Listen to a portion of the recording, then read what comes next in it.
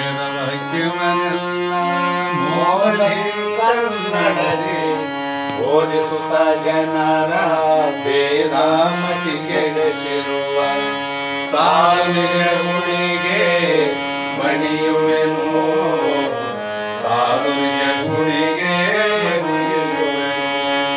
ನಿಜವನ್ನರಿಸುವ ನಿಜ ಗುಣಿಯ ಗ್ರಂಥವನು ನಿಜವಾಗಿ ಬೇಡಿ ನಿಜ ದುರ್ಬಲ ಮುಳಗಿಸುವ ಸುಜನರಿಗೆ ನಿತ್ಯ ನಮಿಸುವೆನು, ಸುಜನರಿಗೆ ನಿತ್ಯ ನಮಿಸುವೆನು. ನನ್ನ ಜೀವನಿಗೆಲ್ಲ ಅದ್ವೈತ ಬೋಧನೆ ಶುದ್ಧರನ್ನಾಗಿ ಕೈಲಾಸಿ ಜಡಿಸಿದ್ದ ಸಿದ್ಧಾರೂಢರಿಗೆ ನತನಪ್ಪೆ, ಸಿದ್ಧಾರೂಢರಿಗೆ ನತನಪ್ಪೆ. ಬಹಳ ಬಲ ವೇದಾಂತಕ್ಕೆ ಸರಿ ಬಾಳ ಗರ್ಜನೆ ಕೇಳುವ ತನಕ ಬಾಳ ಕೂತಲಿರ್ಪವೇ ಶಾಸ್ತ್ರವೆಂಬುವನರಿಗಳು ಬಹಳ ಶಕ್ತಿಯ ಸಿಂಹಗರ್ಜನೆ ಬಾಳ ಕೇಳಿದ ಬಳಿಕ ಕೂಗವು ಬಾಳ ಕೇಳಲು ಬೇಕು ವೇದಾಂತೆಂಬ ಶಾಸ್ತ್ರವನ್ನು.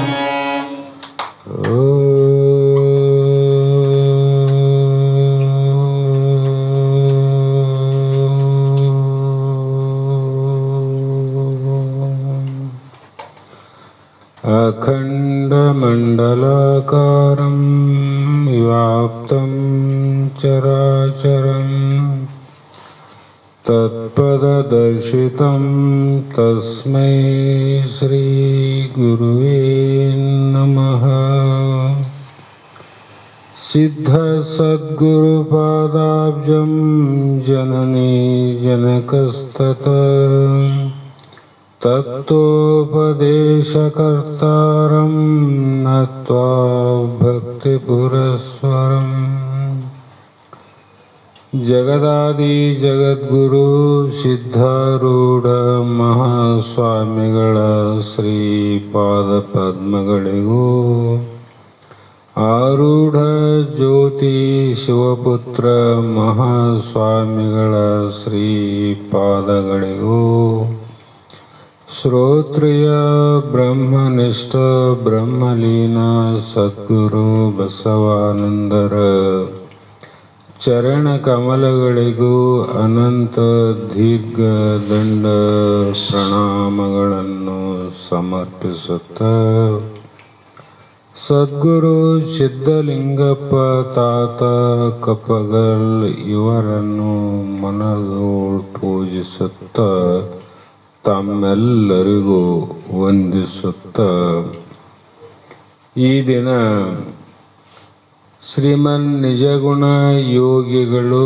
ರಚಿಸಿದಂಥ ಪರಮ ಅನುಭವ ಬೋಧೆ ಎನ್ನುವ ಗ್ರಂಥದ 4ನೆಯ ಸಂಧಿ 17ನೆಯ ಸೂತ್ರ ಇಂದಿನ ಆಧಾರದ ವಿಷಯವಾಗಿದ್ದು, ಈ ಸೂತ್ರದಲ್ಲಿ ಮುಖ್ಯವಾಗಿ ಮುಮುಕ್ಷುಗಳಿಗೆ ಮತ್ತು ಅಂತ ಶ್ರೋತ್ರಿಯ ಬ್ರಹ್ಮನಿಷ್ಠ ಸದ್ಗುರುವಿನ ಸಂವಾದ ಅದು ಜ್ಞಾನಪರವಾಗಿ ಇರಬೇಕು ವಿನಃ ಕರ್ಮಪರವಾದ ಉಪದೇಶ ಇರಬಾರದು. ಯಾತಕ್ಕಾಗಿ ಇರಬಾರದು ಅಂದರೆ ಕರ್ಮ ಬಂಧನಕ್ಕೆ ಕಾರಣ, ಜ್ಞಾನ ಮೋಕ್ಷಕ್ಕೆ ಕಾರಣ. ಹಾಗಾಗಿ ಜ್ಞಾನವನ್ನು ಅರಿಸಿ ಶೋಧಿಸಿ ಶರಣಾಗತನಾದ ಶಿಷ್ಯರಿಗೆ ಯಾವ ಕಾರಣಕ್ಕೂ ಬಂಧನಕ್ಕೆ ಕಾರಣವಾದ ಕರ್ಮ ಉಪದೇಶವನ್ನು ಗುರುಗಳಾದವರು ಮಾಡಬಾರದು, ತಾವು ಕೂಡ ಕರ್ಮವನ್ನು ಹಿಡಿಬಾರದು ಅಂತ ನಿನ್ನೆ ಪರ್ಯಂತರವಾಗಿ ಹೇಳ್ತಾ ಬಂದರು. ಈಗ ಕರ್ಮ ಮುಕ್ತಿಗೆ ಸಾಧನ ಅಲ್ಲ ಅಂತ ಹೇಳ್ತಾ ಬಂದರು, ಖಂಡನೆ ಮಾಡ್ತಾ ಬಂದರು. ಯಾಕೆ ಸಾಧನ ಅಲ್ಲ ಅಂದರೆ ಅದಕ್ಕೂ ಹೇಳಿದರು, ಕರ್ಮ ಫಲ ಜ್ಞಾನ ಫಲಕ್ಕೆ ವಿಲಕ್ಷಣ ಅಂತ. ಸದ್ಲಕ್ಷಣ ಇಲ್ಲ. ಇದು ಜ್ಞಾನ ಎತ್ತುವುದಾದ, ಕರ್ಮ ಏನದ ಕೆಡುವುದಾದ. ಕರ್ಮ ಎಲ್ಲಿ ಕೆಡುತ್ತದ ಅಂದರೆ ಜನನ ಮರಣದಲ್ಲಿ ಕರ್ಮ ಕೆಡುತ್ತವ. ಜ್ಞಾನ ಜನನ ಮರಣದಿಂದ ಮೇಲೆ ಎತ್ತುವುದು. ಅದಕ್ಕಾಗಿ ವಿಲಕ್ಷಣ ಅಂದರೆ ಕತ್ತಲು ಬೆಳಕು ವಿಲಕ್ಷಣ ಹೇಗೆಯೋ ಅದರಂತೆ ಕರ್ಮದ ಫಲಕ್ಕೂ ಜ್ಞಾನದ ಫಲಕ್ಕೂ ವಿಲಕ್ಷಣ ಇದ್ದ ಕಾರಣ ಅದನ್ನು ಹೇಳಬಾರದು. ಮತ್ತು ಇನ್ನೂ ವಿಚಾರ ಮಾಡಿದ್ರೆ ಕರ್ಮಕ್ಕ ಅಧಿಕಾರಿಗಳು ಯಾರು, ಕರ್ಮಕ್ಕ ಅನಧಿಕಾರಿಗಳು ಯಾರು ಅಂತ ಶಾಸ್ತ್ರದಲ್ಲಿ ಹೇಳ್ತಾ ಬಂದರು.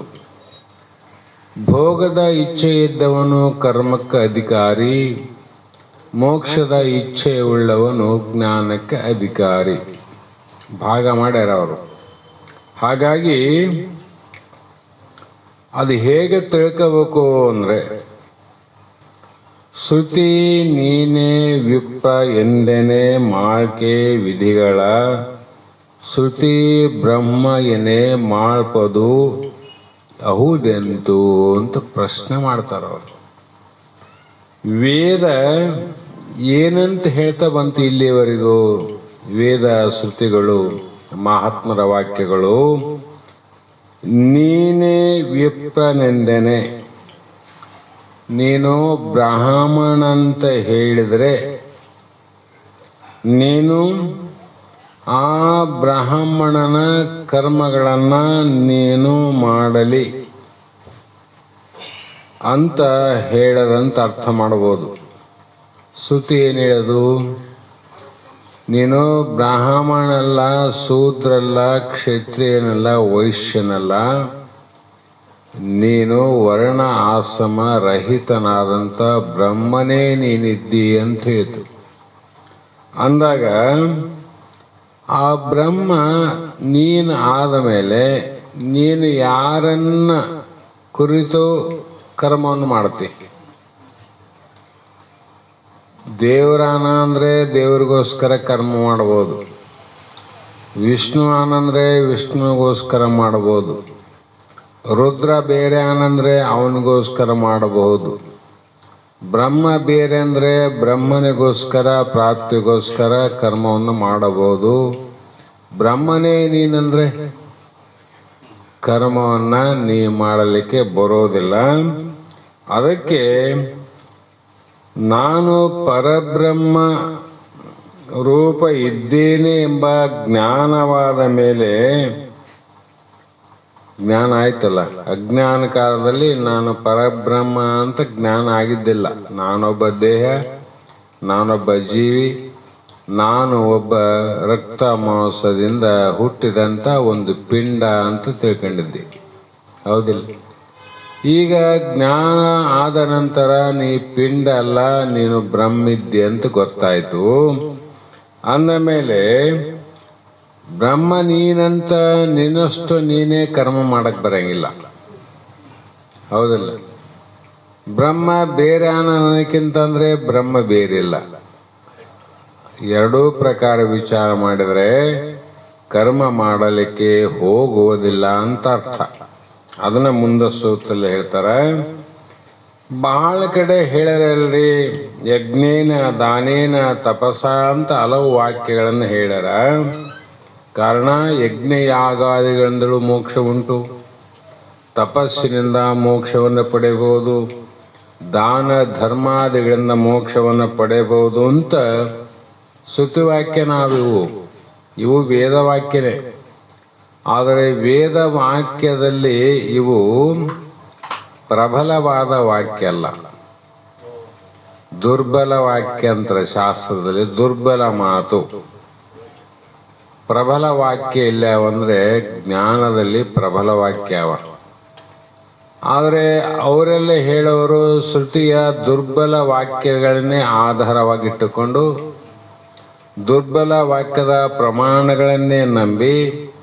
ದುರ್ಬಲ ಕರ್ಮಗಳನ್ನು ಮಾಡಿ ಮತ್ತೆ ದುರ್ಗತಿಗೆ ಹೋಗುವಂಥ ಮಾರ್ಗವನ್ನೇ ಅನುಸರಿಸುವವರು ಯಾರು ಅಂದರೆ ಇವರೇ ಯಜ್ಞೇನ ದಾನೇನ ತಪಸ. ಇವರೆಲ್ಲ ಅದೇ ಮಾರ್ಗ ಹಿಡಿದು ಹೋಗ್ತಾರೆ. ಆದರೆ ಇವು ಮುಕ್ತಿಗೆ ಸಾಧನೆ ಏನಂತ ಸಂಶಯ ಮಾಡಿದರೆ ಇವು ಮುಕ್ತಿಗೆ ಸಾಧನವಲ್ಲ, ಕರ್ಮ ಬಂಧನಕ್ಕೆ ಸಾಧನ. ಕರ್ಮ ಬಂಧನ ಸಾಧನ ಇರ್ಲಿ ಬಿಡ್ರಿ. ಕರ್ಮ ಬಂಧನಕ್ಕಾದ ಸಾಧನ ಆಗ್ತಾವಲ್ಲ, ಏನು ತಪ್ಪಾಯಿತು ಅಂದರೆ ಇದು ಕರ್ಮಜನ್ಯ ಶರೀರ ಅದ. ಎಲ್ಲಿವರೆಗೂ ನೀ ಕರ್ಮ ಮಾಡ್ತಿದ್ದೆ ಅಲ್ಲಿವರೆಗೂ ನೀನು ಹುಟ್ಟಬೇಕು, ಸಾಯಬೇಕು. ಹುಟ್ಟು ಸಾವಿನ ಮಧ್ಯದಲ್ಲಿ ನಿನ್ನ ಕರ್ಮದ ಫಲಗಳನ್ನು ನೀನು ಅನುಭವಿಸಲೇಬೇಕು. ಯಾರು ಅನುಭವಿಸ್ಬೇಕು? ನೀನೇ ಅನುಭವಿಸಬೇಕು. ಆ ಕಾರಣದಿಂದ ತನಗೆ ಕರ್ಮಾಧೀನನಾದ ಭವಬಾಧೆ ಅದರಿಂದೇ ಘನವಪ್ಪುದಲ್ಲದೆ ಪರಿಯದು. ವನಿತೆ ಕೇಳಲೆ ದುಃಖ ಒಗೆದುವುದು ಅದರಿಂದವೇ ಘನವಪ್ಪದು ಪಿಂಗದಿಹ ಪಾಂಗು. ಯಾಕೆ ಹೇಳ್ತೀನಿ ನಿನಗೆ ಒತ್ತಿ ಅಂದರೆ ನಿನಗೆ ಕರ್ಮದಿಂದ ಉಂಟಾಗ್ಯದೆಲ್ಲ ಭವಬಾಧೆ. ಮೈ ಬೆಚ್ಚಗಾಗಿದ್ರೆ ಅಂತ ಡಾಕ್ಟರ್ಗೆ ಹೋದ್ರೆ ಜ್ವರ ಬಂದ ಅಂತಾರೆ. ಹೊಟ್ಟೆ ನೋಯ್ತದ್ರಿ ಅಂದರೆ ವ್ಯತ್ಯಾಸ ಆಗ್ಯದ ಅಂತಾರೆ. ಪ್ರತಿಯೊಂದಕ್ಕೊಂದು ಕಾರಣ ಅವಲ್ಲ, ಅವೆಲ್ಲ ಬಿಡೋಣ. ಈ ದೇಹ ಬಂದ ಮೇಲೆ ಇವೆಲ್ಲ ಕಾರಣ. ಇವೆಲ್ಲ ಎದ್ರ ಕಾರಣ? ಕರ್ಮ ಕಾರಣ ಅಂತ. ಈ ದೇಹ ತೊಟ್ಟು ಬಂದ ಮೇಲೆ ನೀವು ಹೊಟ್ಟೆ ನೋವು ಬಂತು, ದೇಹ ಬಂದ ಮೇಲೆ ಜ್ವರ ಗೊತ್ತಾಯ್ತು, ದೇಹ ಬಂದ ಮೇಲೆ ಇನ್ನೊಂದು ಅನಂತ ರೋಗಗಳು ಬರ್ತಾವಲ್ಲ, ದೇಹ ಬಂದ ಮೇಲೆ ಅಲ್ಲ. ಇವು ಕಾರಣ ಒಂದು ಕಡೆ ಇಡೋಣ. ಈ ದೇಹ ಬರೋದಕ್ಕೆ ಕಾರಣ ಯಾವುದು? ಕರ್ಮ ಅಂದಾಗ ಈ ಭವಬಾಧೆ ಅಂದರೆ ಬಾಧೆ ಅಂದ್ರೆ ಅದನ್ನ ಹಿಂದೆ ಹೋಗಿ ಚಂದ ವಿಚಾರ ಮಾಡಬೇಕು. ತಾಯಿಯ ಗರ್ಭದವಳು ತಾನಿದ್ದಳು ಅಲ್ಲಿಂದ ಪ್ರಾರಂಭ ಮಾಡಬೇಕು. ಅಲ್ಲಿ ಬಂದ ತಕ್ಷಣದಿಂದ 9 ತಿಂಗಳ ಕಳೆಯೋದ್ರೊಳಗಾಗಿ ಏನೇನು ನರಕ ದುಃಖವನ್ನು ಅನುಭವಿಸಿದ್ದಿ, ಅಲ್ಲಿ ಅನುಭವಿಸಿ ಜಾಯ ದುಃಖ ಹೊರಗು ಬರುವಾಗ ಎಷ್ಟು ಕಷ್ಟವನ್ನು ಪಟ್ಟಿದ್ದಿ, ಬಂದ ಮೇಲೆ ಎಷ್ಟು ದುಃಖವನ್ನು ನೀ ಅನುಭವಿಸಿದ್ದಿ, ಮತ್ತೆ ಮರಣ ಪರ್ಯಂತರವಾಗಿ ಸಾಯುವಾಗ ಕೂಡ ನೀನು ಎಷ್ಟು ದುಃಖವನ್ನು ಅನುಭವಿಸ್ತೀನಿ ಅಂತ ಗೊತ್ತಾದರೆ ಅನುಭವಕ್ಕೆ ಬರ್ತದ. ಭವಬಂಧ ಹುಟ್ಟಬಾರ್ದಾಗಿತ್ತಪ್ಪ. ನಾವು ಭಗವಂತ ಹಿಂದಿನ ಜನ್ಮದ ಪುಣ್ಯ ಇತ್ತು ಅಂದರೆ ಹುಟ್ಟಿದ ಮೇಲೆ ಆ ಪುಣ್ಯದ ಬಲದಿಂದ ಕಷ್ಟಗಳು ನೋವು ಕೊಡಂಗಿಲ್ಲ, ಬಾಧೆಗಳು ಕಾಣಂಗಿಲ್ಲ. ಅದೇ ಹಿಂದಿನ ಕರ್ಮದಿಂದ ಬಡತನದಲ್ಲಿ ಹುಟ್ಟಿದ್ರೆ ಗೊತ್ತಾಗ್ತದ ಹುಟ್ಟಬಾರ್ದಂತ. ಅವನೇನು ರೋಗ ಬಂದಿಲ್ಲ, ಏನು ಜನನ ಮರಣ ದುಃಖ ಮದಿಲ್ಲ, ಬದುಕುವುದೇ ಬಹಳ ಕಷ್ಟ ಆಗಿರ್ತದೆ. ಹೌದಿಲ್ಲ? ಹಾಗಾಗಿ ಈ ಕರ್ಮದಿಂದ ಬಂದಂಥ ಶರೀರ ಕರ್ಮದಿಂದ ಘನವಪ್ಪುದಲ್ಲದೆ ಪರಿಯದು. ಬೆಂಕಿಯಿಂದ ಆದಂಥ ಗಾಯಕ್ಕೆ ಬೆಂಕಿಯನ್ನು ಕಟ್ಟಿದರೆ ಆ ಗಾಯ ಘನವಪ್ಪದು, ದೊಡ್ಡದಕ್ಕೆ ಅಂತ ಹೋಗ್ತದೆ. ಆ ಗಾಯ ವಾಸಿ ಆಗ್ತದೇನು? ಎಂದಿಗೂ ಮಾಯೋದಿಲ್ಲ. ಅದಕ್ಕೆ ವಿರೋಧವಾದ ಔಷಧ ಉಪಚಾರ ಮಾಡಬೇಕು ನೋಡ್ರಿ, ಅಂದ್ರೆ ಗಾಯ ಹೋಗ್ತದೆ. ಅದರಂತೆ ಹೆಚ್ಚಾಗುವುದಲ್ಲದೆ ಏನು ಹೆಚ್ಚಾಗ್ತಾವ? ಜನ್ಮಗಳು ಹೆಚ್ಚಾಗ್ತಾವ ನೋಡ್ರಿ. ಹಾಗಾಗಿ ಎಲೆವನಿತೆ ಅಂದರೆ ಹೇ ಮೈತ್ರಾದೇವಿ ಕೇಳು, ದುಃಖವು ಉಂಟಾದ್ದರಿಂದ ಆ ದುಃಖವು ಪಿಂಗದ ಪಾಂಗು. ದುಃಖ ಆಗ್ಯದಲ್ಲ, ದುಃಖ ಮತ್ತೆ ಹೆಚ್ಚಾತನ. ಆ ಕಾರಣದಿಂದ ದುಃಖವೇ ಹೆಚ್ಚಾಗುವುದು. ಕರ್ಮದಿಂದ ದುಃಖ ಕಡಿಮೆ ಆಗೋದಿಲ್ಲ, ಭವಬಂಧನಂತೂ ನಿವೃತ್ತಿ ಆಗೋದೇ ಇಲ್ಲ ನಿನಗೆ. ಹಾಗಾಗಿ ಈ ರೀತಿ ಇದ್ದಾಗ ಭವಕ್ಕ ಬರಬೇಕು ಅಂತ ಆಪೇಕ್ಷೆ ಇದ್ದವನು ಕರ್ಮಕ್ಕೆ ಅಧಿಕಾರಿ ನೋಡು. ಯಾರ ಅಧಿಕಾರಿ ಇಲ್ಲಿ? ನನಗ ಮುಕ್ತಿ ಬೇಕಾಗಿಲ್ಲ, ಹುಟ್ಟಬೇಕು ಅನ್ನುವನಿಗೆ ಮಾತ್ರ ಕರ್ಮಕ್ಕೆ ಅಧಿಕಾರಿ. ಮತ್ತೆ ಹುಟ್ಟು ಸಾವು ಸಾಕೆಂದವನಿಗೆ ಅವನು ಕರ್ಮಕ್ಕೆ ಅಧಿಕಾರಿ ಅಲ್ಲ, ಜ್ಞಾನಕ್ಕೆ ಅಧಿಕಾರಿ. ಹಾಗಾಗಿ ಈಗ ಹೇಳಿದ ಅರ್ಥವನ್ನೇ ಮತ್ತಿಷ್ಟು ವಿಶಾಲವಾಗಿ ಹೇಳ್ತಾರೆ. ಯಾಕ? ಒಂದು ಸಲ ಹೇಳಿದಾಗ ತಿಳಿದೇ ಇದ್ರೆ ಇನ್ನೊಂದು ಸಲ ಕೇಳುವಾಗ ತಿಳ್ಕೊಳ್ಳಿ. ಒಂದು ದೃಷ್ಟಾಂತ ಅನುಭವಕ್ಕೆ ಬರದೇ ಹೋದ್ರು ಇನ್ನೊಂದು ದೃಷ್ಟಾಂತದಿಂದಾದರೂ ಅನುಭವ ಆಗಲಿ. ಡಾಕ್ಟರ್ ಹೇಳ್ತಾರಲ್ಲ, ಇದು ತಗೋ ಅಂತ ಹೇಳ್ತಾರೆ, 3 ದಿನ ನೋಡು, 3 ದಿನ ಆದ್ಮೇಲೆ ಬಾ, ಅದಕ್ಕೆ ವಾಸಿ ಆಗಲ್ಲ ಅಂದ್ರೆ ಮತ್ತೆ ಬೇರೆ ಕೊಡ್ತಾರೆ. ರೋಗ ಒಂದೇ, ಆದ್ರೆ ಇದಕ್ಕೆ ಹೋಗದಿದ್ರೆ ಇದಕ್ಕಾದ್ರೆ ಹೋಗ್ಲಿ ಅಂತ. ಅವ್ರಿಗೆ ಹೊಟ್ಟೆ ಕಿಚ್ಚ ಅಲ್ಲ, ಅದು ರೋಗ ಕಳೆ ಉದ್ದೇಶ. ಹಾಗಾಗಿ ಇಲ್ಲಿ ಅನಲನಿಂದಾದ ನೋವನ್ನು ಮೇಣ್ ಅಲನನಿಂದೆಡೆ ಘನಬಹುದದು ಕೆಡಲರಿಯದು. ಮೊದಲೇ ಹೇಳಿದ್ನಲ್ಲ ನಾನು. ಯಾಕಂದ್ರೆ ಮೈತ್ರಾದೇವಿ ಕರ್ಮದೊಳು ಆದ ಭವವದು ಘನವಕ್ಕೂ ಅಳಿಯದು ಕ್ರಿಯೆಯಿಂದ. ಅದನ್ನೇ ಅನಲ ಅಂದ್ರೇನು? ಬೆಂಕಿ. ಅನಿಲ ಅಂದ್ರೆ ಗಾಳಿ. ನಕ ನಡುವಿನ ನೀಕ ವ್ಯತ್ಯಾಸ ನೋಡ್ರಿ. ಅನಲ ಬೆಂಕಿ, ಅನೀಲ ಗಾಳಿ.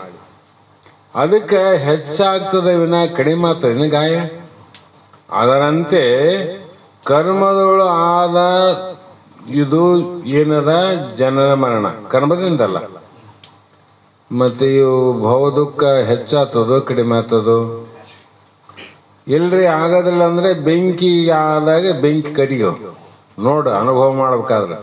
ಅವ್ರು ಬರದಲ್ಲ, ಸುಟ್ಟು ಗಾಯ ಆಗಿತ್ತಂದ್ರೆ ಯಾರಲ್ಲಿ ಹೋಗೋದು ಬೇಡ, ಬೆಂಕಿ ತಗೊಳ್ಳೋದು ಕಟ್ಟಿಗಳು.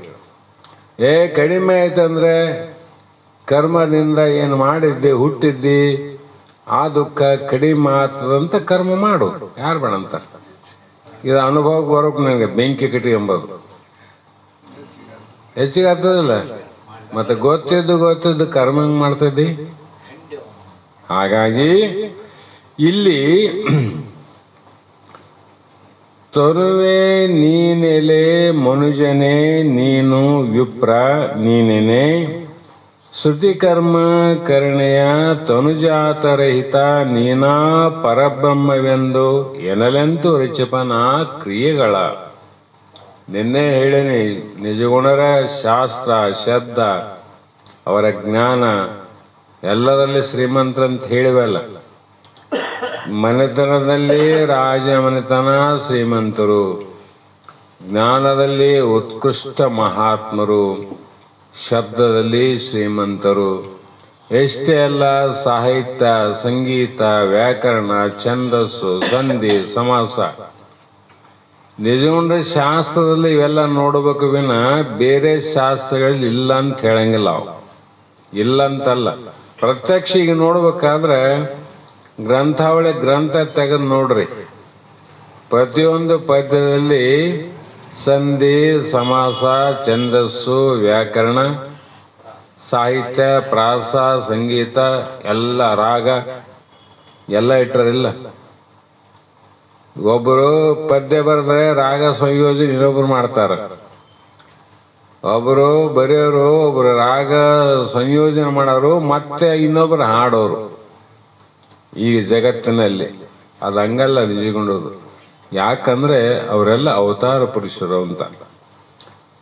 ತನುವೆ ನೀನೆಲೆ ಮನುಜನೇ ನೀನು ವಿಪ್ರ ನೀನೇನೆ ಶ್ರುತಿ. ಈ ವೇದ ಹೇ ಮನುಷ್ಯನೇ ನೀನು ಶರೀರ, ಆತ್ಮಲ್ಲ.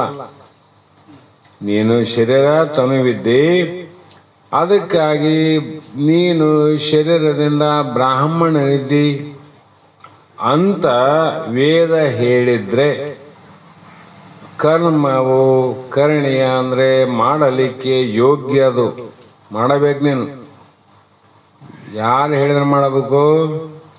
ಶ್ರುತಿ ಹೇಳಿದ್ರೆ ಮಾಡು. ಬೇರೆ ಯಾರನ್ನ ಹೇಳಿದ್ರೆ ನೀನು ಯಾಕೆ ಮಾಡಕ್ಕೋತಿದ್ದು ಅಂದ್ರೆ ಅವರು ಶ್ರುತಿಯ ಪ್ರಮಾಣವೇ ಅಖಿಳರ್ಗೆ ಅಂದಾಗ ವರ್ಣ ಆಶ್ರಮಗಾದಿ ಕೂಡಿದವಂತ ಹೇಳಿದರೆ ನಿನ್ನಿಂದ ಕರ್ಮ ಅವಶ್ಯವಾಗಿ ಮಾಡಲಿಕ್ಕೆ ಯೋಗ್ಯ. ಈ ದೇಹವು ಪಂಚಭೂತದಿಂದ ಸಪ್ತ ಧಾತುವಿನಿಂದ ಇಷ್ಟೇ ಅಲ್ಲ, ಮಲಮೂತ್ರ ಪಾತ್ರೆ ಇದು ನಿನ್ನದಲ್ಲ. ಹೌದಿಲ್ಲ? ಸಪ್ತಧಾತು ಗೊತ್ತಾವ. ಅವಲ್ಲೇ ಮಲಮೂತ್ರ ನಾವ ದೇಹದಲ್ಲಿ. ಇಲ್ಲಿದು ನೀನಲ್ಲ ಅಂತ ವೇದ ಹೇಳೋದಿಲ್ಲ. ಇದು ನೀನಂತ ವೇದ ಹೇಳಿಲ್ಲ. ಇದು ನೀನು ಅಲ್ಲ ಅಂತ ಹೇಳ್ಯದ. ಅಲ್ಲಂತ ಹೇಳಿದ ಮೇಲೆ ಈ ದೇಹದಿಂದ ನೀನು ಏನೇ ಕರ್ಮವನ್ನ ಮಾಡೋಕೆ ಬರೋದಿಲ್ಲ. ಅಕರ್ತ ಅಭೋಕ್ತ. ಕರ್ಮ ಮಾಡೋವನಲ್ಲ, ಕರ್ಮದ ಫಲಗಳನ್ನು ಉಣ್ಣವನಲ್ಲ. ನಾವು ಕರ್ಮ ಮಾಡಿವಿ, ಕರ್ಮದ ಫಲ ಉಣ್ತೀವಿ ಅಂತ ತಿಳ್ಕೊಂಡು ಇಲ್ಲಿವರೆಗೂ ಉತ್ಕೃಷ್ಟ ಜ್ಞಾನ ಆದ ನಂತರ ನೀನು ದೇಹ ಅಲ್ಲ ಅಂದಾಗ ನೀನು ಕರ್ಮವನ್ನ ಮಾಡೋನಲ್ಲ, ಕರ್ಮದ ಫಲಗಳನ್ನ ಉಣ್ಣೋನು ಅಲ್ಲ. ಹಾಗಾಗಿ ಕರ್ಮದಿಂದ ನೀವು ಹುಟ್ಟಿದವನಲ್ಲ. ಕರ್ಮ ಮಾಡೇ ಇಲ್ಲ. ಆತ್ಮ ಕರ್ಮ ಮಾಡೇನೇನು? ಆತ್ಮ ಕರ್ಮ ಮಾಡಿಲ್ಲ, ಮಾಡಕ್ ಬರೋದಿಲ್ಲ ಅಂತ ಈಗ ಗೊತ್ತಾಯ್ತಲ್ಲ. ಹಾಗಾಗಿ ಮುಂದೆ ನೀವು ಹುಟ್ಟುವುದಿಲ್ಲ ಅಂತ ಯಾಕೆ ಹೇಳ್ತಾವ ಶಾಸ್ತ್ರ? ಕರ್ಮನೇ ಮಾಡಿಲ್ಲ ಅಂದ್ರೆ ಬೀಜ ಇಲ್ಲ, ಬೀಜ ಇಲ್ಲ ಅಂದ್ರೆ ಬೆಳೆ ಇಲ್ಲ. ಸ್ಪಷ್ಟ ತಿಳ್ಕೊರಂತಾರ ಅವರು. ಹಾಗಾಗಿ ಈ ರೀತಿ ನೀನು ಬ್ರಹ್ಮಸ್ವರೂಪನೇ ಇದ್ದಂತ ಶ್ರುತಿ ವೇದ ಉಪನಿಷತ್ತು ನಮಗೆ ಉಪದೇಶ ಮಾಡವಿಲ್ಲ. ಮಾಡಿದ ಮೇಲೆ ಆ ಕರ್ಮಗಳನ್ನು ನೀನೇಗೆ ಮಾಡುವಿ? ಅದು ಹೇಳಿದ ಮೇಲೆ ನೀನು ಹೆಂಗೆ ಮಾಡ್ತಂತ ಕೇಳ್ತಾರ ಅವರು. ಹೇಳೋದಕ್ಕಿಂತ ಮುಂಚೆ ಮಾಡಿದ್ದೆ ಆ ಪ್ರಶ್ನೆ ಬೇರೆ. ಅಜ್ಞಾನ ಕಾಲದಲ್ಲಿ ಏನೇನೋ ಮಾಡೀವಿ. ಪಾಪನೂ ಆಗಿರ್ಬೋದು, ಅಧರ್ಮ ಆಗಿರ್ಬೋದು, ಅನೀತಿ ಆಗಿರ್ಬೋದು, ಮೋಸ ಆಗಿರ್ಬೋದು, ವಂಚನ ಆಗಿರ್ಬೋದು, ನಮ್ಮಿಂದ ಇನ್ನೊಬ್ಬರಿಗಾಗಿರ್ಬೋದು, ಇನ್ನೊಬ್ಬರಿಂದ ನಮಗಾಗಿರ್ಬೋದು. ಇವೆಲ್ಲ ಸಹಜ ಅಲ್ಲ. ಜ್ಞಾನ ಆದ ನಂತರ ನಿನಗೆ ಯಾರಿಗೆ ಮೋಸ ಮಾಡೋರು? ನೀನು ಯಾರಿಗೆ ಮೋಸ ಮಾಡ್ತಿದ್ದಿ? ನೀನು ಯಾರು ವಂಚನೆ ಮಾಡ್ತಿದ್ದಿ? ನಿನಗೆ ಯಾರು ವಂಚನೆ ಮಾಡ್ತಾರ? ವಿಚಾರ ಮಾಡ್ಬೇಕಿಲ್ಲ. ಹಾಗಾಗಿ ಅಭೋಕ್ತ ಅಕರ್ತ ಅಂದ್ರ ಶಾಸ್ತ್ರ. ನೀನು ಮಾಡುವನಲ್ಲ, ಮಾಡಿದ್ದು ಉಣ್ಣುವನಲ್ಲ, ಆದರೆ ನಿನ್ನ ಕರ್ಮ ಬಿಡುವುದಿಲ್ಲ. ಇದು ಬಿಡುವಾಳ ಶಾಸ್ತ್ರ ಕೆಟ್ಟೋಗ್ತಾವ. ಜ್ಞಾನ ಆದ ನಂತರ ಕೂಡ ಕರ್ಮ ನಿನ್ನ ಬಿಡೋದಿಲ್ಲ. ಕೃಷ್ಣ ಭೋಗಿ ಸುಖಸ್ಥಾಗಿ ರುಭೋ ಜನಕ ರಾಘವ ಇವ್ರು ಯಾಕೆ ಮಾಡಿದ್ರು ಕರ್ಮ? ಜ್ಞಾನ ಆದ ನಂತರ ಅದನ್ನ ಉಣಬೇಕಂತ.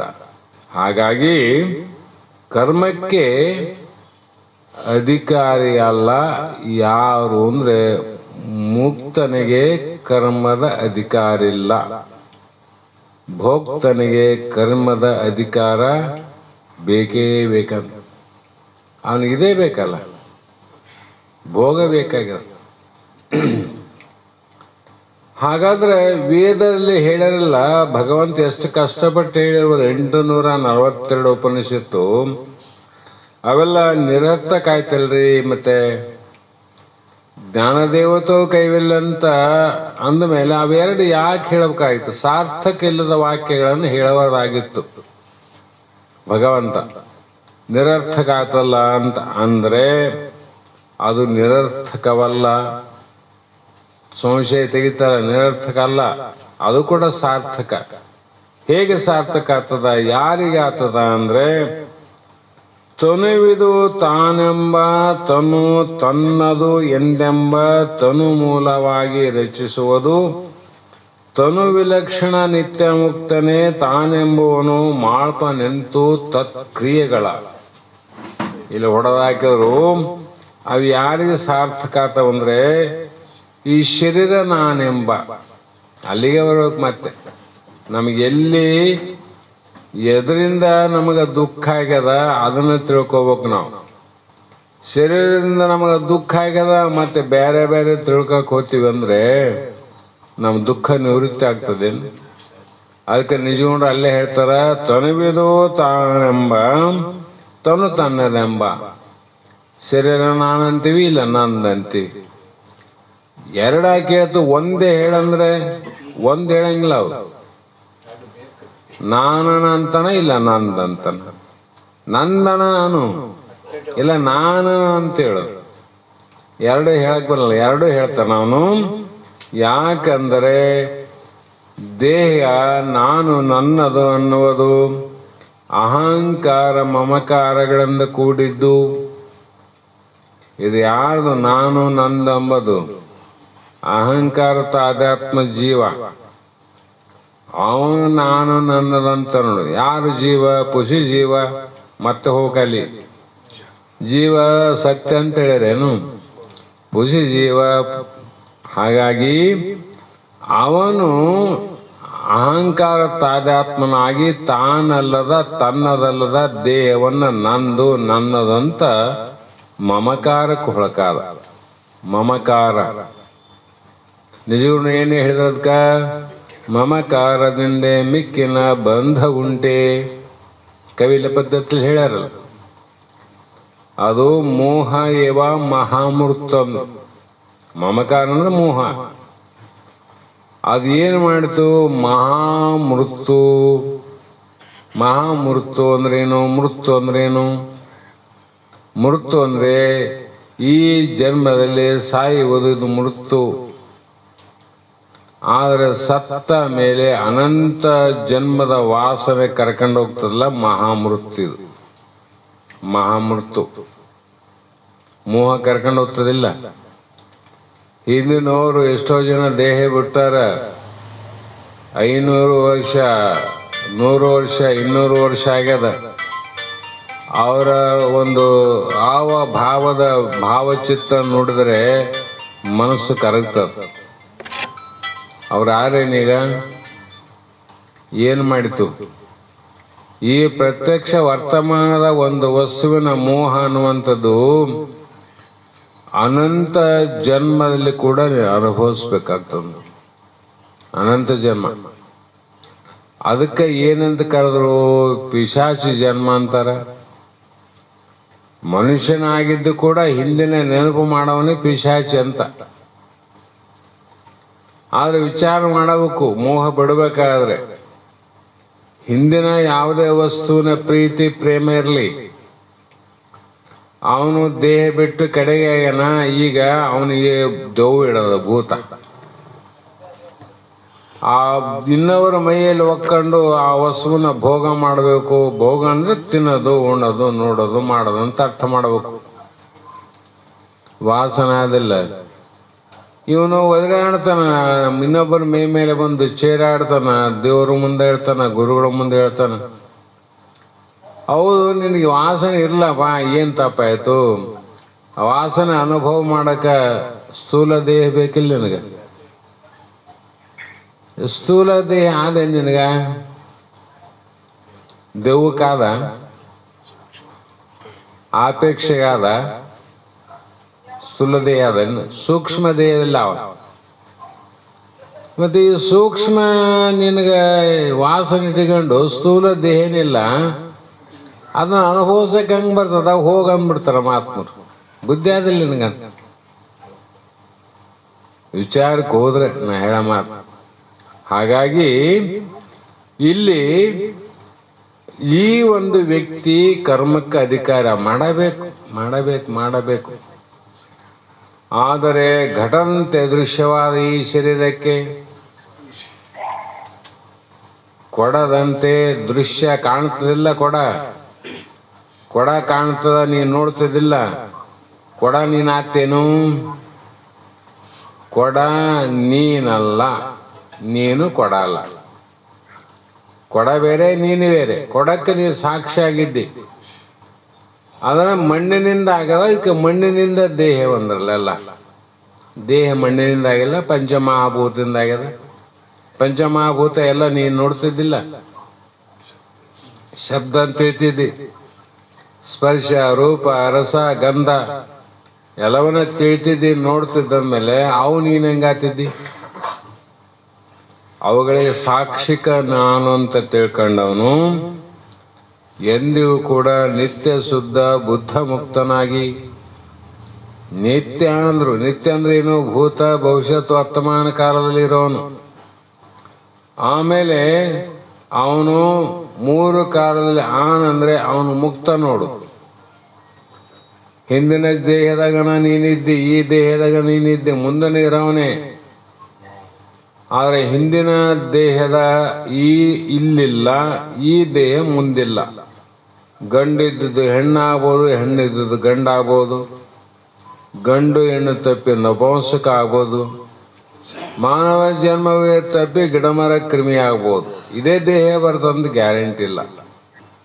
ಅದಕ್ಕೆ ಮಹಾತ್ಮರು ಪುಣ್ಯಾತ್ಮರು ಒಡ್ಕಂತಾರ, ಕೊನೆಗೆ ಏನು ಮಾಡ್ಲಿಕ್ಕೆ ಸಾಧ್ಯ ಆದ್ರೆ ಪರವಾಗಿಲ್ಲಪ್ಪ, ಈ ಏನು ತೊಟ್ಟು ಬಂದಂತ ಉತ್ತಮ ಮಾನವ ಶರೀರ ಏನದ, ಇದನ್ನ ಕಳ್ಕೋ ಪ್ರಯತ್ನ ಮಾಡಬೇಡ, ಇದನ್ನಾದ್ರೂ ಉಳಿಸಿಗೋ ಅಂತ.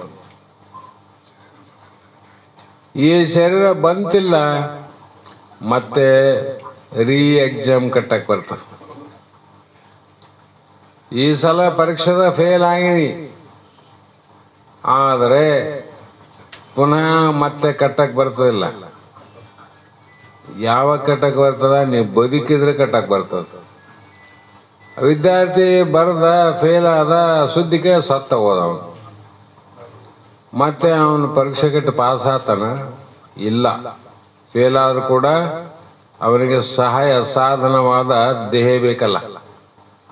ಅದಕ್ಕೆ ಈ ಜನ್ಮದಲ್ಲಿ ನಾವು ಮುಕ್ತಿಗೆ ಕೈ ಹಾಕಿ ಮೋಕ್ಷದ ಅಭ್ಯಾಸ ಮಾಡಕತ್ತೀವಿ. ಅಲ್ಲಿ ಒಂದು ವೇಳೆ ಫೇಲ್ ಆದ್ರೂ ಕೂಡ ತೊಂದರೆ ಇಲ್ಲ, ಮತ್ತೆ ಎಕ್ಸಾಮ್ ಕಟ್ಟಬಹುದು. ಕಟ್ಟಬೇಕಾದ್ರೆ ನೀವು ಮತ್ತೆ ಮಾನವ ದೇಹ ತೊಟ್ಟು ಬರ್ಬೇಕು. ಅದೇ ದೇಹ ಇಲ್ಲದ್ರೆ ಎಲ್ಲಿ ಹೋಗ್ತಿದ್ದೋ ತಮ್ಮ ನೀನು?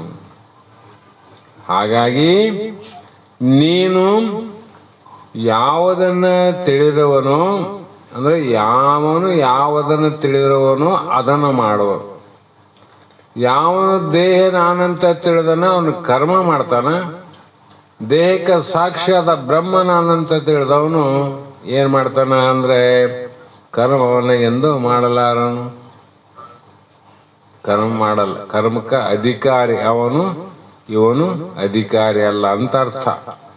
ಹಾಗೆ ಇದನ್ನೇ ಮುಂದೆ ತಿಳಿಲಿ ಅಂತ, ಮತ್ತಿಷ್ಟು ತಿಳಿಲಿ ಅಂತ ತನುವಿದು ತಾನು ಜಗವಿದು ನಿಜವೆಂಬ ಮನುಜಂಗೆ ಕರ್ಮವ ಕರಣೀಯ. ತನು ಮೊದಲ ಎನಿಸುವ ಇದನು ಪಶಿಯಂದೆಂಬ ಅವನು ಎಂತು ಮಾಳ್ಪನು ಕ್ರಿಯೆಗಳ. ಅದನ್ನೇ ಹೇಳ್ತಾರ.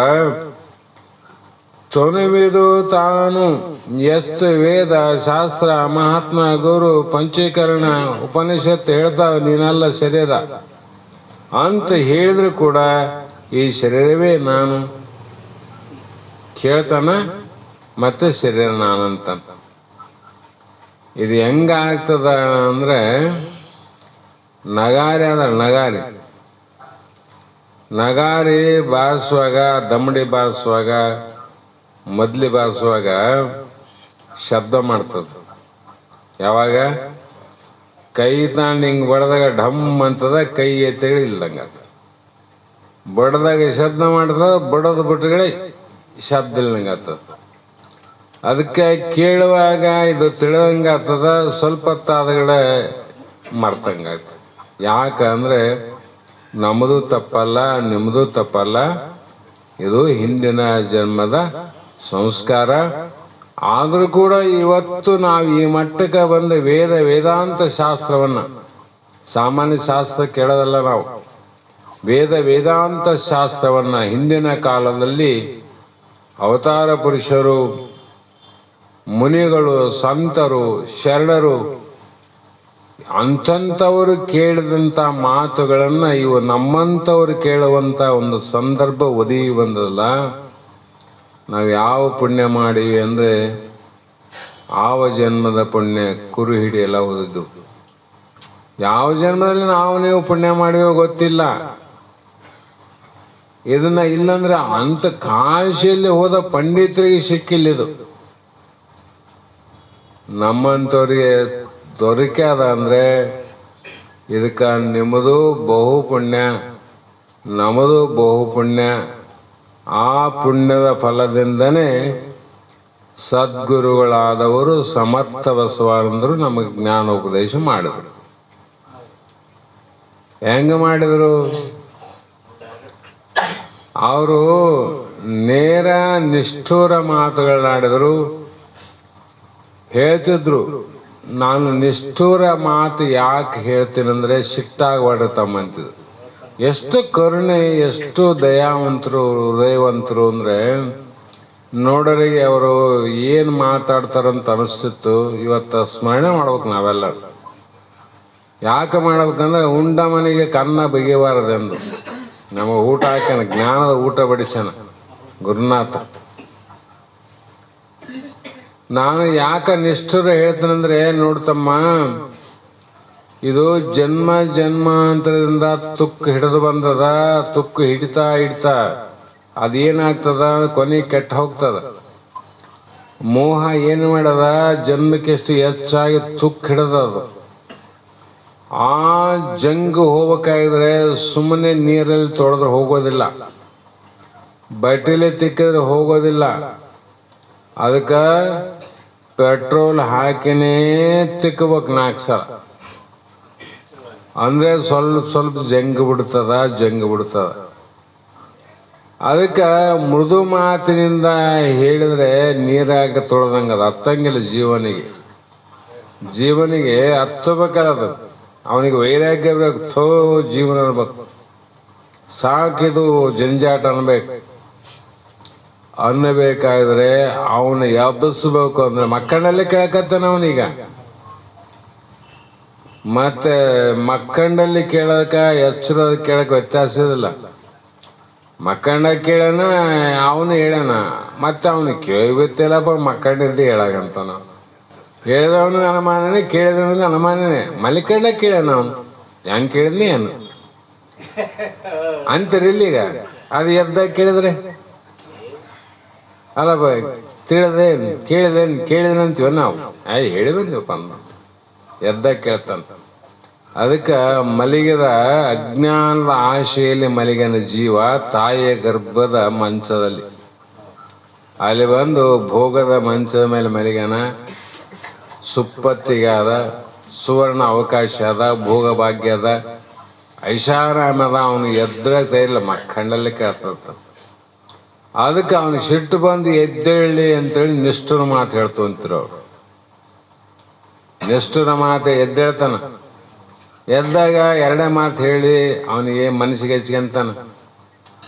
ಅದನ್ನು ಎಚ್ಚರ ಆಗ್ತಾನಂತ ನಾನು ನಿಷ್ಠುರ ಮಾತು ಹೇಳ್ತಂತಮ್ಮ, ನಿಮ್ಮ ಮೇಲೆ ವೈರತ್ವ ಇಲ್ಲ ನೋಡ್ರಿ, ತಿಳ್ಕರಿ ಇದರಂತ ಪುಣ್ಯಾತ್ಮ ಹೇಳ್ತಿದ್ರು. ಏನು ಹೇಳ್ಬೇಕು ಅವ್ರಂತ?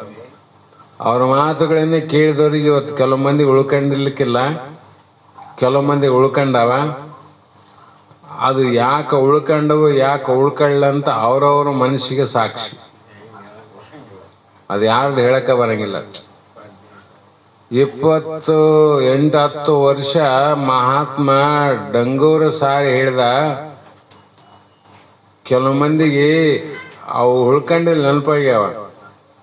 ಎಲ್ಲೋ 1 ಸಲ 2 ಸಲ ಕೇಳಿದ ಮಾತು ಉಳ್ಕೊಂಡವ. 10 ವರ್ಷದ ಕಿತ್ಕೊಂಡು ಹೋಗ್ಯಾವ. ನನ್ನ ಹಿಡ್ಕೊಂಡೆ, ನನಗೂ ಕೂಡ ಕೆಲವು ಮಾತುಗಳು ಹೇಳಕ್ ಬರೋಲ್ತು. ಬಸವಣ್ಣವ್ರು ಹೇಳಿದ ಮಾತು ಏನೋ ಅಲ್ಪ ಸ್ವಲ್ಪ ಉಳಿದು ಹೇಳಿನಿ ಅಷ್ಟೇ. ಯಾಕಂದ್ರೆ ಹಂಗೆ ಮಾಡಿಸ್ತದಂಥದ್ದು. ಹಾಗಾಗಿ ಇಲ್ಲಿ ತೊರಿಬೆದು ತಾನು ಜಗವಿದು ನಿಜವೆಂಬ. ಯಾವಾಗ ನಾನು ಸತ್ಯ ಅಂದ್ರೆ ನನ್ನ ಹೆಂಡರು ಸತ್ಯ, ಮಕ್ಕಳು ಸತ್ಯ, ಮೊಮ್ಮಕ್ಕಳು ಸತ್ಯ, ಹೊಲ ಸತ್ಯ, ಮನೆ ಸತ್ಯ, ಬಂಗಾರ ಸತ್ಯ, ಬೆಳ್ಳಿ ಸತ್ಯ. ನೀನೊಂದು ಸತ್ಯ ಅಂದ್ರೆ ಎಲ್ಲ ಸತ್ಯ, ನೀನೊಂದು ಸುಳ್ಳು ಅಂದ್ರೆ ಎಲ್ಲ ಸುಳ್ಳು. ಅದಕ್ಕೆ ಜಗವಿದು ಪುಷಿ ಅಂದ್ರು. ಜಗವಿದ ಪುಷಿ ಅಂತ ಯಾಕಂದ್ರೆ ನೀನು ಸುಳ್ಳು ಅಂದ್ರೆ ನಿನ್ನ ಸಂಬಂಧ ಎಲ್ಲ ಸುಳ್ಳಲ್ಲ. ಹಾಗಾಗಿ ಅಂಥ ಮನುಷ್ಯಂಗೆ ಕರ್ಮವೇ ಕರಣೀಯ. ಕರ್ಮ ಮಾಡಬೇಕು, ಅವನು ಮಾಡೇ ಮಾಡ್ತಾನೆ, ಬೇಡ ಅಂದ್ರೆ ಬಿಡಂಗಿಲ್ಲ ಅವನು. ಆದರೆ ತನು ಮೊದಲೆನಿಸುವ ಇದನ್ನು ಖುಷಿ ಎಂದೆಂಬ ದೇಹ ಮೊದಲುಗೊಂಡು ಇಂದ್ರಿಯಾದಿಗಳಿಂದ ಪ್ರಾರಂಭ ಮಾಡಿ ಈ ನಂತರ ಜಗತ್ತೇನಾದಲ್ಲ, ಜಗತ್ತನ್ನೇನು ಪಂಚಮಹಾಭೂತಗಳಿಂದ ತೋರುವುದು ಜಗತ್ತು. ಪಂಚಮಹಾಭೂತಗಳಿಂದ ತೋರುವ ಜಗತ್ತು ಇದು ಸುಳ್ಳು ಎಂದೆಂಬ ಅವನು ಎಂತು ಮಾಲ್ಪನು ಕ್ರಿಯೆಗಳ. ದೇಹವೇ ಸುಳ್ಳು, ಜಗತ್ತೇ ಸುಳ್ಳು ಅಂದ್ರೆ ಯಾವ ಕ್ರಿಯೆಗಳನ್ನು ಮಾಡಬೇಕಂತ, ಎದಕ್ಕಂತ ಮಾಡಬೇಕು? ಉಣ್ಣೋದಕ್ಕಾಗಿ, ಅನ್ನ ನೀರಿಗಾಗಿ ಮಾಡಂಗಿಲ್ಲ, ಕಾಮಕ್ರೋಧಾದಿಗಳಿಗಾಗಿ ಇನ್ನೊಂದು ಮಾಡಂಗಿಲ್ಲ. ಅಸ್ಮಿತೆ, ರಾಗ, ದ್ವೇಷ ಎಂಬುದು ಅವನಲ್ಲಿಲ್ಲ. ಅವನಿಗೆ ಜಾಗ್ರ ಇಲ್ಲ, ಸ್ವಪ್ನ ಇಲ್ಲ, ಸುಸುತ್ತೆ ಇಲ್ಲ, ಎದ್ದಿನೆಂಬುದಿಲ್ಲ, ಸ್ವಪ್ನ ಎಂಬುದಿಲ್ಲ, ನಿದ್ದೆಗೇನೆಂಬುದು ಇಲ್ಲ. ಯಾಕಿಲ್ಲ ಅಂದರೆ ಅವನು ಯಾರು? ಪರಬ್ರಹ್ಮ. ಆ ಬ್ರಹ್ಮಗೆ ಅವೇನಿವೆಲ್ಲ. ಹಾಗಾಗಿ ಅಂಥವನು ಕರ್ಮಕ್ಕೆ ಅಧಿಕಾರಿಯಾಗುವನು. ದೇಹ ಮೊದಲುಗೊಂಡು ಪ್ರಪಂಚೆಲ್ಲವೂ ಸುಳ್ಳೆಂದು ತಿಳಿದವನಲ್ಲ, ಯಾವನು ನಿಶ್ಚಯ ಮಾಡಿರುವನು ಅವನ ಕರ್ಮಗಳನ್ನು ಹೇಗೆ ಮಾಡುವನು? ಕರ್ಮ ಹೆಂಗೆ ಮಾಡ್ತಾನೆ? ಇಲ್ಲೇ ಜಗತ್ತಿನ ಕಾಣ್ತಾರೆ. ಪ್ರಪಂಚ ಅವ್ರು ಎಷ್ಟರ ಮಟ್ಟಿಗೆ ಅವ್ರ ಜ್ಞಾನಿಗಳು ಅಜ್ಞಾನಿಗಳು ಅಂತ ನಾವು ನಿಶ್ಚಯ ಮಾಡಕ್ಕೆ ಬರಂಗಿಲ್ಲ. ಜಗತ್ತಿನ ಎಷ್ಟೋ ಕೋಟಿ ಜನ ಇವತ್ತು ಪ್ರಪಂಚ ಸಂಸಾರ ಏನೇನೋ ಯಾವುದಾವುದೋ ರೀತಿ ಮಾಡ್ತೀವಿ.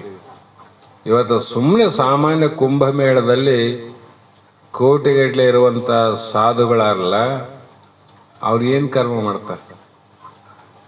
ಅವರು ಬೇರೆ ರೀತಿ ಕರ್ಮ ಇರೋದು, ಮೋಕ್ಷಕ್ಕಲ್ಲ. ನಾನು ಪ್ರಪಂಚಕರು ಸಂಸಾರಿಕರು ಮಾಡಿದಂಗೆ ಮಾಡ್ತಾರೇನು ಅವರು? ಏನಿಲ್ಲ. ಜೈ ಅಲಗ್ ನಿರಂಜನ್ ಅಂತಾರ, ಶ್ರೀರಾಮ ಅಂತಾರ. ಎಷ್ಟಕ್ಕೆ ಸೀಮಿತ ಕರ್ಮಗಳ ವಿನ ನಮ್ಮಂತೆ ಕರ್ಮಕ್ಕೆ ನಮಗೆ ಸಮಯ ಇಲ್ಲ. ಕರ್ಮ ಮಾಡೋಕ್ಕೆ ಸಮಯನೇ ಅಷ್ಟು ಕರ್ಮಗಳವ ನಾವು. ಹಾಗಾಗಿ ಪಾಪಿ ಏನು ಮಾಡಬೇಕು ಅಂದರೆ ಕರ್ಮಗಳನ್ನು ಮಾಡಬೇಕು. ಪರಂಪರ ಸಾಧನ ಯಾರು? ದುರಿತವನು ಉರೇ ಪರಿಹರಿಸುವ ಎಡೆಗೆ ಕರ್ಮಕರ್ಣಿಯ ಅತಿಶಯ ದುಷ್ಕೃತ್ಯಕರವದು ತಾನೆಂದು ತಿಳಿದ ನಿರ್ಮಲ ಬುದ್ಧಿವರನಂತೂ ಮಾಳ್ಪನ ಆ ಕ್ರಿಯೆಗಳ. ಮಹಾತ್ಮರು ದುರಿತ ಅಂದ್ರೆ ಪಾಪವನ್ನ ಚೆನ್ನಾಗಿ ನಾಶ ಆಗಬೇಕಂದ್ರೆ ಕರ್ಮವನ್ನ ಮಾಡಲಿಕ್ಕೆ ಯೋಗ್ಯ ಕರ್ಮ. ಯಾಕ?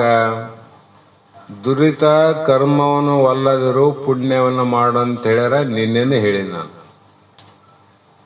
ಪಾಪಕ್ಕ ಈಗ ಹೇಳಿದ್ನಲ್ಲ, ನಾನು ಎಕ್ಸಾಮ್ ಕಟ್ಟಬೇಕು ಅಂದ್ರೆ ಅವನು ಹುಡುಗ ಫೇಲ್ ಆಗಿನಂತ ಸತ್ರೆ ಅವನು ಪರೀಕ್ಷೆ ಕಟ್ಟಕ್ಕೆ ಬರಂಗಿಲ್ಲ. ಬದುಕಿರಬೇಕು, ಮತ್ತೆ 6 ತಿಂಗಳ ನಂತರ ಮತ್ತೆ ಪರೀಕ್ಷೆ ಕಟ್ತಾನೆ, ಪಾಸ್ ಆಗ್ತಾನೆ. ಈ ಮಾನವ ಜನ್ಮ ಏನದ, ಇದು ಬಂದದ್ದು ಬಹಳ ಪುಣ್ಯದಿಂದ. ಈ ಪಾಪಾನುಗುಣದಿಂದ ಗಿಡಮರ ಕ್ರಿಮಿ ಅಂತ 84 ಲಕ್ಷ ಯೋನಿಗಳ ಬಗ್ಗೆ ವಿವರಣೆಯನ್ನು ಕೊಟ್ಟಾರ ಮಹಾತ್ಮರು. ಈಗ ಪರಮಾತ್ಮನನ್ನ, ಭಗವಂತನನ್ನ, ಪರಬ್ರಹ್ಮ ಸ್ವರೂಪ ಸಾಕ್ಷಾತ್ಕಾರವನ್ನು ಮಾಡಿಕೊಡ್ಬೇಕಂದ್ರೆ ಈ ಮಾನವ ಶರೀರ ಬೇಕು. ನೀವು ಮಾನವ ಶರೀರ ಬರಬೇಕಾಗಿದ್ರೆ ಇದು ಪಾಪದಿಂದ ಬಂದದ್ದಲ್ಲ, ಪುಣ್ಯದಿಂದ ಬಂದದ್ದು.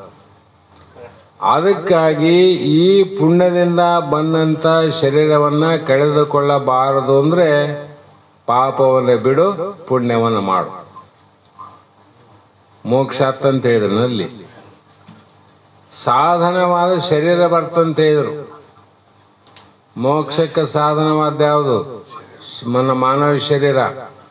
ಹಾಗಾಗಿ ಇಲ್ಲಿ ಯಾರು ನಾನು ಪಾಪಿ ಇದ್ದೇನೆಂತ ಯಾರಿಗೆ ಅನಿಸದ ಅಂಥವನು ಅತ್ಯಧಿಕವಾದ ಅಂದರೆ ಶ್ರೇಷ್ಠವಾಗಿರೋಂಥ ಪುಣ್ಯಕರ್ಮವೇ ಮಾಡುತ್ತೇನೆಂದು ತಿಳಿಬೇಕು.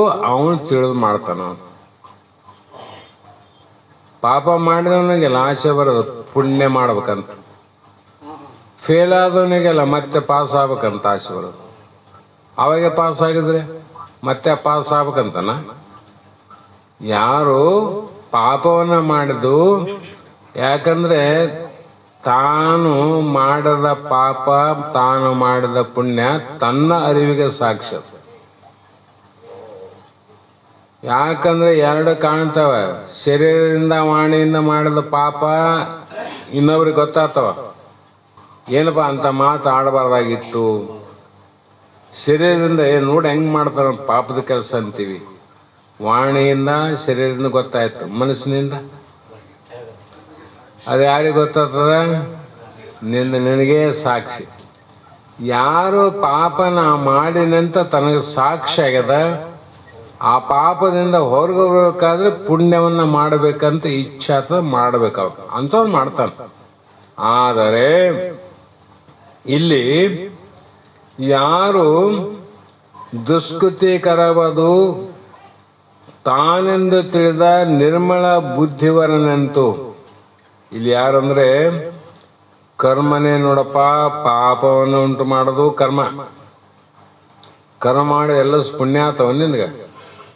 ಈಗ ನಾವು ದಾರಿಯಿಂದ ನಡ್ಕಂತ ಬಂದೀವಿ ಅಂತ ತಿಳ್ಕೊರಿ, ಕಾಲಲ್ಲಿ ಚಪ್ಪಲಿ ಅವ, ರೋಡ್ ಆದ, ಅಲ್ಲಿಂದ ಬರೋದ್ರೊಳಗಾಗಿ ನಮಗೆ ಗೊತ್ತಿಲ್ಲದಂತ ನೂರಾರು ಪಾಪ ಆಗಿರ್ತಾವ. ಏನು ಮಾಡಿವಿ ನಾವು? ಏನು ಮಾಡಿಲ್ಲ. ಭೂಮಿಯಲ್ಲಿರುವಂಥ ಸಣ್ಣ ಸಣ್ಣ ಕಣ್ಣಿಗೆ ಕಾಣದಂಥ, ಗಾಳಿಯಲ್ಲಿ ಕಾಣದಂಥ ಕ್ರಿಮಿಕೀಟಗಳು ಶ್ವಾಸ ಉಚ್ಛ್ವಾಸ ಆಡುವಾಗ, ಕಾಲು ಎತ್ತಿ ಇಡುವಾಗ ಭೂಮಿಯಲ್ಲಿ ಎಷ್ಟೋ ಜೀವರಾಶಿಗಳು ಸತ್ತು ಹೋಗ್ತಾವ. ಗೊತ್ತಾಗ್ತವೇನ್ರವು? ಗೊತ್ತಾಗೋದಿಲ್ಲ. ಅಂದಾಗ ವಿಚಾರ ಮಾಡಿ ನೋಡ್ರಿ, ಪಾಪ ಹೇಗೆ ಆಗ್ತಾವ, ಆ ನಿವೃತ್ತಿಗಾಗಿ ಏನೇನು ಮಾಡಬೇಕು ಅಂದರೆ ನಾವು ಮೋಕ್ಷದಲ್ಲಿ ವಿಚಾರ ಹೋದಾಗ ಈ ಪಾಪ ಪುಣ್ಯಗಳನ್ನು ಮೀರಿ ನಿಂತಿರ್ತಾನೆ. ಪಾಪ ಪುಣ್ಯದಿಂದ ಸತ್ತು ಯಾವ ಸತ್ತು? ಪಾಪ ಪುಣ್ಯದಿಂದ ದೇಹ ಸತ್ತಾವ. ಇವನ ಆತ್ಮಗೇನಾಗ್ಯದೇನು? ಆ ಮಟ್ಟಕ್ಕೆ ಹೋದವನು ಯಾವುದು ನೋಡಂಗಿಲ್ಲ. ತಾನು ಮಾತ್ರ ನೀತಿ ಹುಡುಗದೆ ತನ್ನ ಧರ್ಮವನ್ನು ಬಿಟ್ಟು ತಾನು ನಡೆಯುವುದಿಲ್ಲ.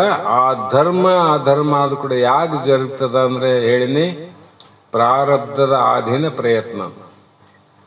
ಪ್ರಯತ್ನ ಆಧೀನ ಪ್ರಾರಬ್ಧ ಇಲ್ಲ. ಇವತ್ತು ನಾನೇ ಇಲ್ಲೇ ಹೊರಗೆ ಹೋಗ್ತೀನಿ, ನಾ ಭಾಳ ಪ್ರಯತ್ನ ಮಾಡಿ ಇವತ್ತು 1 ಲಕ್ಷ ಹೆಂಗನ ಗಳಿಸ್ಬೇಕಂತ ಹೊಂಟೀನಿ.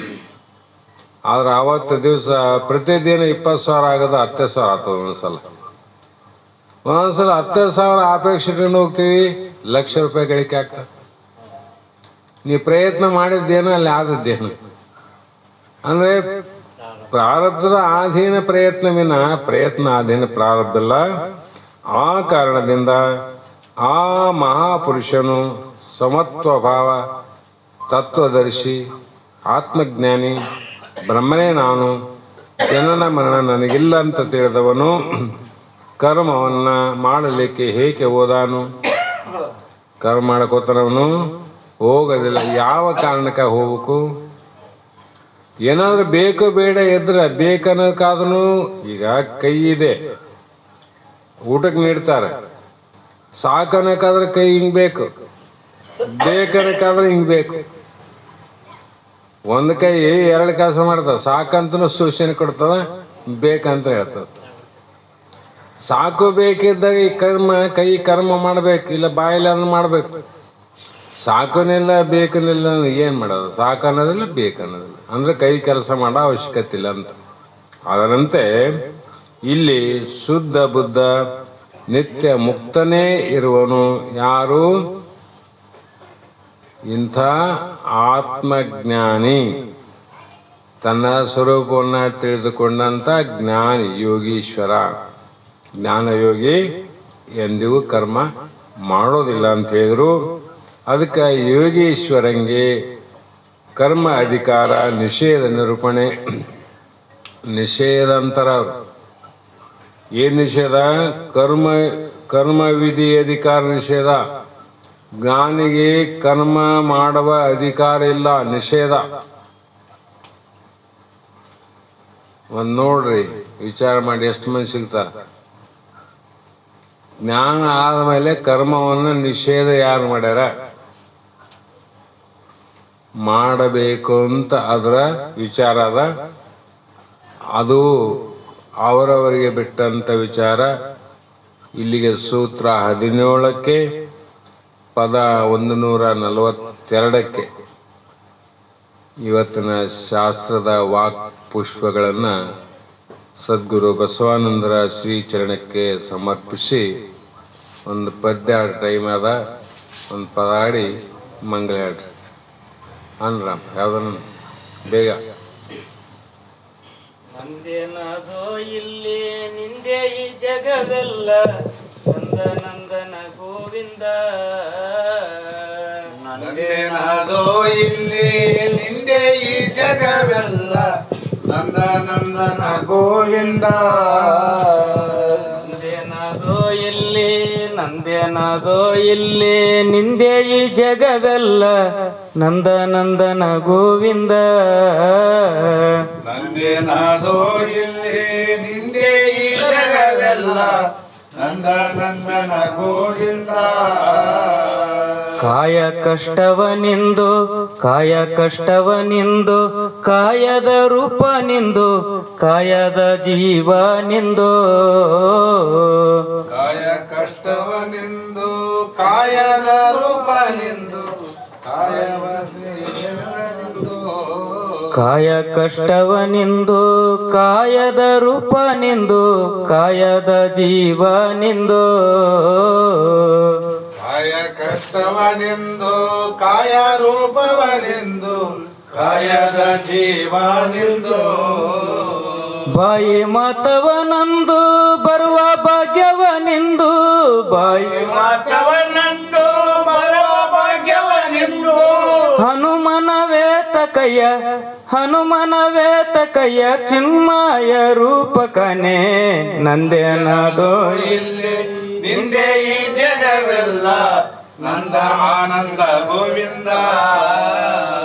ಜನನ ಮರಣ ನಿಂದು, ಜನನ ಮರಣ ನಿಂದು, ಜನ್ಮ ಸಾರ್ಥಕ ನಿಂದು, ಅನುಕೂಲದಾರ ನಿಂದು.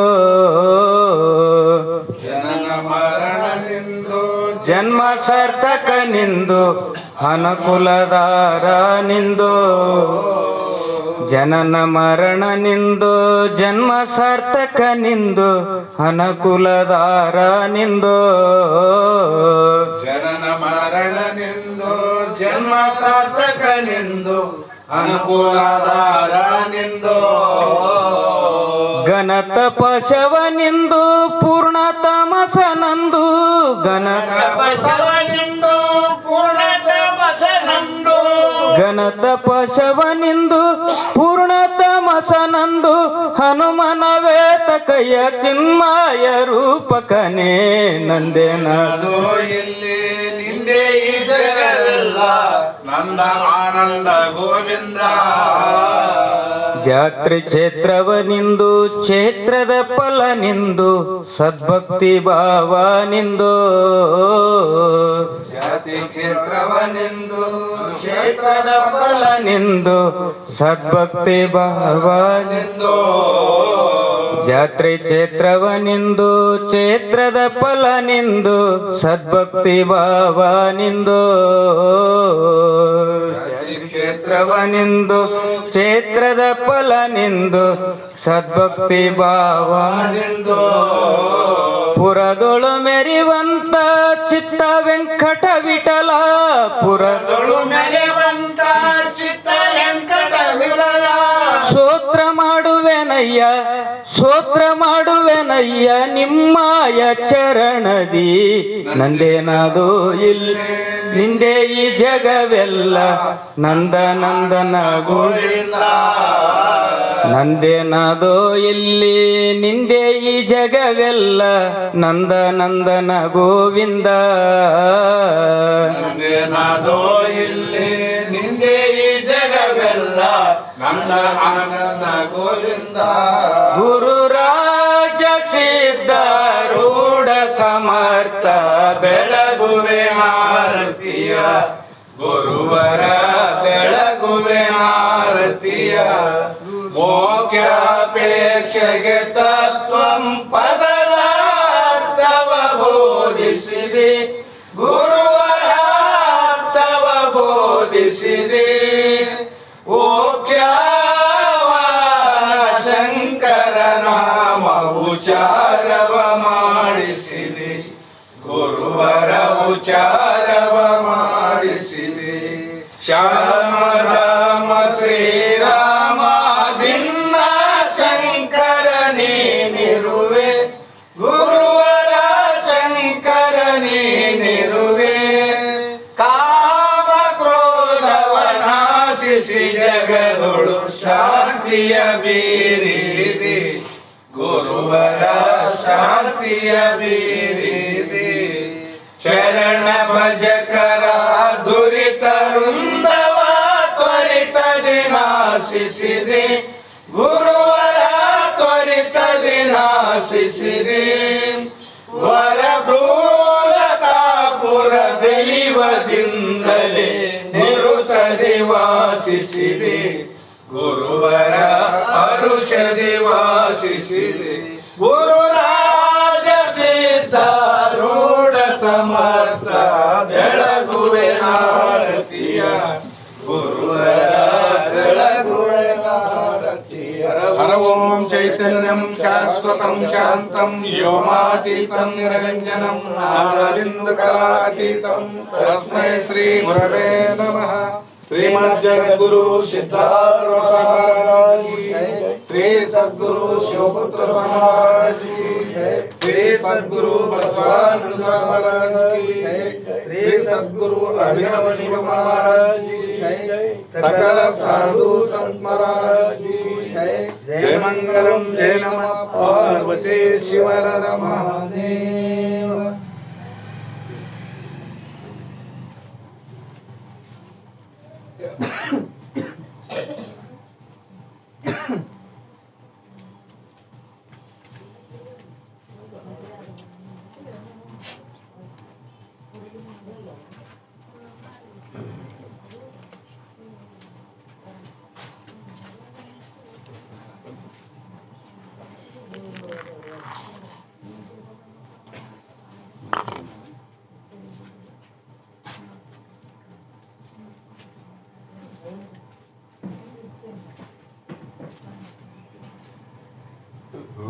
ಬಸವ ಗುರುವರಿಯ